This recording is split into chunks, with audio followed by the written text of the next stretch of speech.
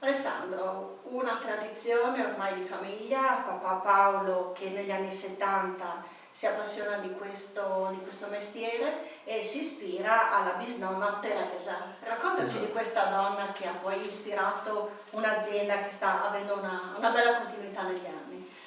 Beh, diciamo che la tradizione parte da lontano perché la nonna era la bisnonna e aveva la passione per il vino, per l'uva, principalmente perché aveva un ettaro vitato a Marsure e ha tramandato la tradizione a noi, a tutta la sua generazione, diciamo.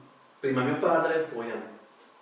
La vostra azienda è a Marsure e diciamo avete un tipo di vigneti che sono di una parte nel Collio e una parte invece di pianura. Esatto. Quindi è una tipologia di vini diversa rispetto a quello che abbiamo visto in altre aziende. Qual è il modo di lavorazione della vostra azienda?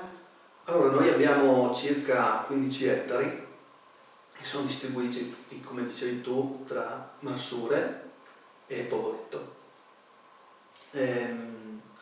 Diciamo che Marsure è la zona dove si trova l'azienda vinicole, quindi è il fulcro dell'azienda. Abbiamo la cantina e in 10 ettari abbiamo un po' tutti i vigneti sia internazionali che i vigneti autoctoni, diciamo.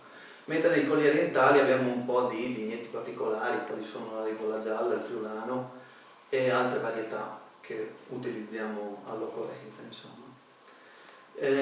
Noi siamo molto affezionati a Povoletto perché Povoletto vede la storia della nostra azienda nascere e crescere negli anni.